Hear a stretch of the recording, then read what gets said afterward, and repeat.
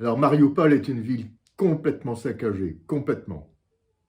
Apparemment, elle va tomber aux mains des Russes. Mais il y a encore un foyer de résistance dans une usine qui est une véritable forteresse. Alors, en tout cas, ce que l'on sait, c'est qu'en Ukraine, la chute de Mariupol est annoncée et imminente. Oui, le calvaire de Mariupol dure depuis 40 jours comme le pire des carèmes et il se termine la semaine sainte par la mise à mort. La ville est en ruine, immeubles éventrés et habitants fantômes. Le maire parle de 10 000 civils tués. La semaine dernière, il disait 5 000. Quand on le lui fait remarquer, il répond qu'il est impossible de recenser les cadavres qui jonchent les rues, mais il essaie quand même et parle de 20 000 morts. C'est son dernier chiffre. Le port est tombé aux mains des séparatistes hier. Les derniers combattants ukrainiens seraient 2 à 3 000, des soldats et des habitants qui ont pris des armes.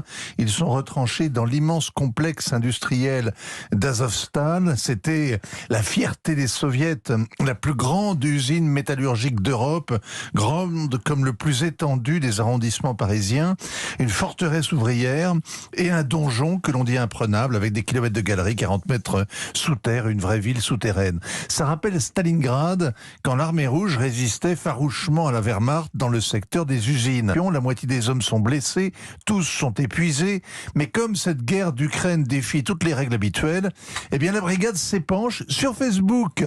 Elle dit, c'est l'ultime bataille, ce sera la mort pour certains d'entre nous, la captivité pour d'autres, et les assiégés dénoncent le peu de soutien de Zelensky et de l'armée ukrainienne.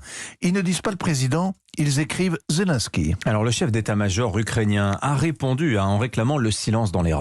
Les opérations ne sont pas un sujet de débat public, a dit le général.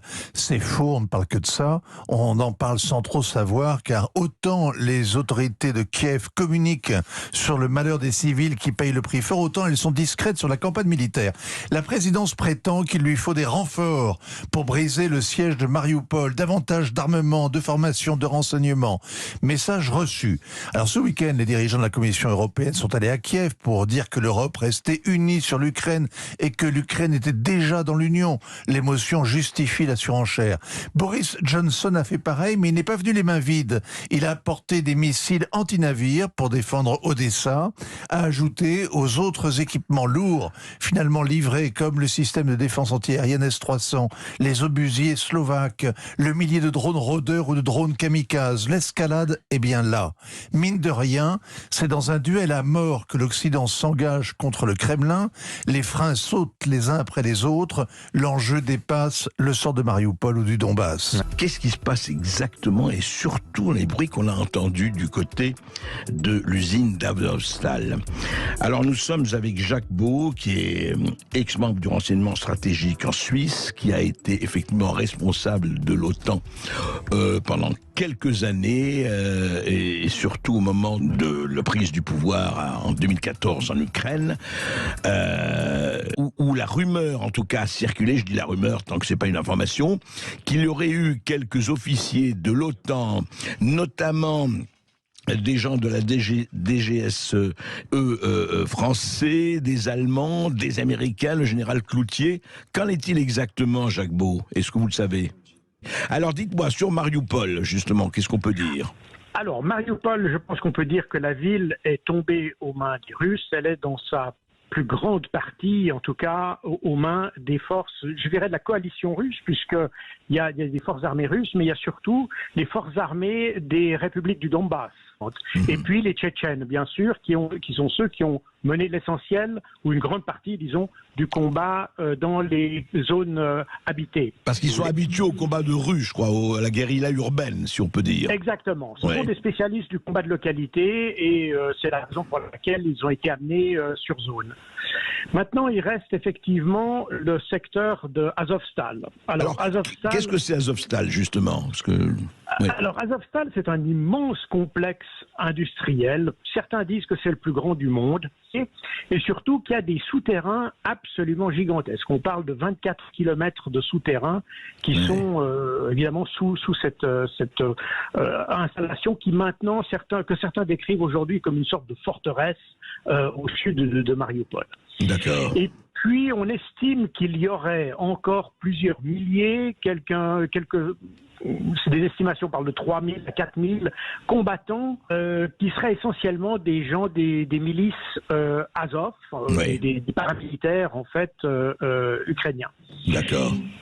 Et le fait est que à la fin du mois de mars, on a vu plusieurs tentatives héliportées pour essayer de faire sortir des individus, pour Oui. exfiltrer des individus de cette zone. Il y a eu quand même 5 hélicoptères ukrainiens qui se sont fait abattre dans différentes opérations Ah d'exfiltration. oui, 5 hélicoptères ont été abattus par les Russes, c'est ça? 5 hélicoptères ont été abattus, dont d'ailleurs, ironiquement, un hélicoptère a été abattu grâce aux missiles qu'avaient donné les Américains aux Ukrainiens. Ce qui montre que les armes qu'on livre, elles ont aussi, c'est à double tranchant.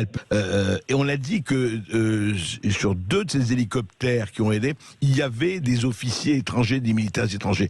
On n'a pas la certitude, c'est une supposition. Alors, certains des hélicoptères qui ont été abattus sont tombés en mer et, à ma connaissance, je ne crois pas qu'on ait retrouvé les corps et je ne pense pas qu'il y ait de survivants non plus. D'accord.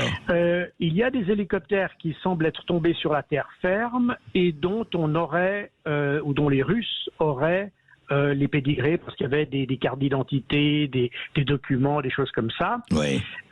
Et là, en fait, on ne sait rien. Les Russes n'ont pas laissé sortir d'informations. Il y a certaines informations qui sont passées sur les réseaux sociaux, mais je ne leur donne pas beaucoup de crédit.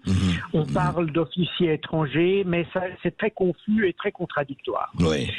Et cette photo, excusez-moi Jacques Beau, cette photo du soi-disant, enfin je dis ça, général Cloutier, général chef américain, et cette vidéo qu'on a vue, mais effectivement les visages étaient floutés, tout ça est du ressort encore de la supposition.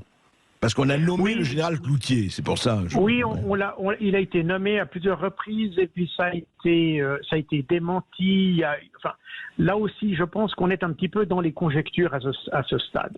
C'est que les Russes disent avoir capté des messages sortant du complexe, des messages téléphoniques, Oui. et ils ont enregistré 6 langues européennes. C'est parmi les messages qu'ils ont entendus. Donc, ils n'ont pas précisé lesquels, mais ils parlent de 6 langues européennes. Alors, l'information est suffisamment vague pour qu'on puisse dire que c'est probable, vu que les milices Azov sont composées en grande partie de volontaires et de volontaires étrangers. Il est parfaitement possible d'avoir entendu des langues étrangères. Ça ne veut toujours pas dire que ce soit des officiers d'actifs occidentaux en mission dans ce complexe. Donc ça, il faut être bien clair là-dessus. D'accord. Ceci étant, des rumeurs ces derniers jours sont venues encore renforcer d'autres rumeurs. Et il semblerait que des officiers étrangers basés sur Nikolaïev se soient repliés sur Mariupol avec l'idée d'être évacués par mer. D'accord. Et donc on aurait, mais de nouveau, on est dans la spéculation. Oui, mais vous êtes au conditionnel, donc voilà, c'est clair. Oui. On aurait des officiers étrangers qui seraient regroupés dans cette usine de façon à pouvoir être évacués. On parle, mais de nouveau, c'est vraiment avec tous les conditionnels possibles, de 53 officiers français qui seraient dans ce complexe. On dit aussi qu'il y aurait 37 Afghans. Et quand je dis Afghans, je parle de ces supplétifs que les Occidentaux avaient engagés en Afghanistan à l'époque pour des opérations spéciales, qui ont été exfiltrés l'année passée lorsque la chute de Kaboul, et puis qui ont été réintégrés dans dans les groupements de mercenaires ukrainiens l'année passée. Et puis il y aurait encore des combattants islamistes, donc des combattants qui seraient venus de la région d'Idlib en Syrie par la Turquie et qui auraient rejoint les milices ukrainiennes. Mais là, on est vraiment dans le domaine de la spéculation. parce que les Russes restent extrêmement secrets sur ce qui se passe en réalité. Je pense que les Russes veulent garder une liberté de manœuvre par rapport à ce qu'ils pourraient trouver dans l'usine. Et éventuellement échanger, éventuellement... Peut-être ou pas. Ou peut-être éliminer. Enfin, je n'en sais rien. Enfin, nous n'en savons strictement rien. Mais il serait évidemment plus judicieux de la part des Russes de ne rien dire pour l'instant, d'interroger ces gens une fois qu'ils les aient capturés, et puis après, éventuellement, effectivement, les échanger. D'accord. En Europe, l'Autriche, comme vous le savez, est un pays neutre. Le Premier ministre autrichien est allé à Moscou pour parler de paix avec Vladimir Poutine. Le chancelier autrichien Karl Nehammer était en visite à Moscou ce lundi pour s'entretenir avec Vladimir Poutine. Il est le premier dirigeant européen à être reçu par le président russe depuis le début de l'invasion de l'Ukraine. Un tête-à-tête organisé à son initiative et en concertation avec Berlin et Bruxelles, dans le but notamment de confronter le Kremlin aux réalités de la guerre. Ce qui était important de mon point de vue, et je l'ai maintenant également signalé à la présidente de la Commission européenne et au chancelier allemand, c'est l'intérêt d'une réunion en tête-à-tête. Il est important d'avoir un contact direct et de pouvoir confronter le président russe aux réalités de la guerre telle qu'elle se déroule actuellement et surtout telle qu'elle affecte l'Union européenne.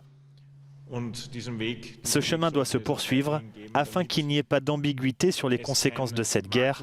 Cela doit être très clair pour la Russie. Mais pendant ce temps-là, l'Europe fait pression sur la Serbie pour qu'elle abandonne sa position pro-russe. Des œuvres d'art et des souvenirs d'origine russe sont en vente dans l'une des galeries d'exposition de la principale rue piétonne de Belgrade. Des souvenirs de l'URSS au foulard traditionnel, en passant par des babouchkas à l'effigie du président russe Vladimir Poutine. Et à quelques mètres de là, au milieu de la rue, sur un stand de souvenirs serbes, l'article le plus vendu ces jours-ci est un t-shirt avec un énorme blason de la Serbie et de la Russie réunis sur le devant et une lettre Z encore plus grande sur le dos. C'est un endroit rare en Europe où l'on peut trouver ces jours-ci une telle exposition publique. Et c'est une démonstration claire de la position des Serbes concernant leurs relations avec la Russie. Mais il y a quelques jours à peine, le représentant de Serbie à l'ONU a voté pour suspendre la Russie du Conseil des droits de l'homme de l'ONU.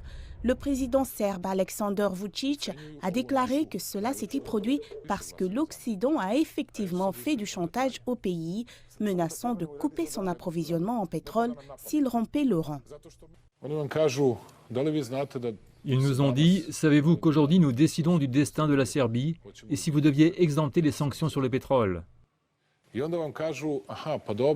Et ensuite ils nous ont dit, ok, jusqu'à 4 heures. À 4 heures, vous allez voter aux Nations Unies, alors nous avons reporté notre décision à 6 heures. En effet, peu après, l'Union européenne a annoncé sa décision d'exempter la Serbie des sanctions pétrolières. Le 3 avril, la Serbie s'est rendue aux urnes et le président Vučić a remporté son deuxième mandat présidentiel au premier tour et son parti, le SNS, a remporté la majorité parlementaire. Dans un discours de victoire, M. Vučić a laissé entendre que la Serbie devrait changer de cap vis-à-vis de la Russie pour poursuivre sa campagne d'adhésion à l'Union européenne à l'avenir. Mais cela pourrait être politiquement risqué.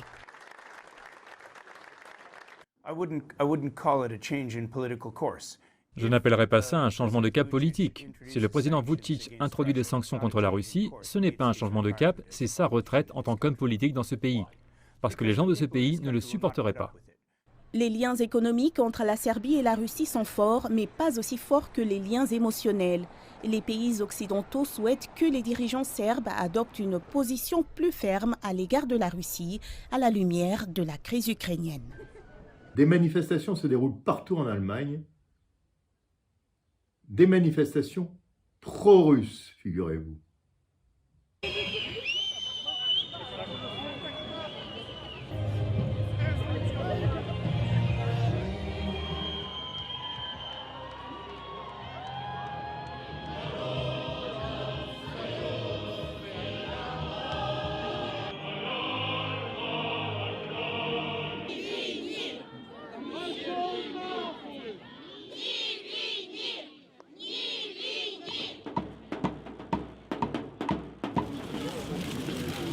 À très bientôt, n'oubliez pas, abonnez-vous et partagez, c'est important.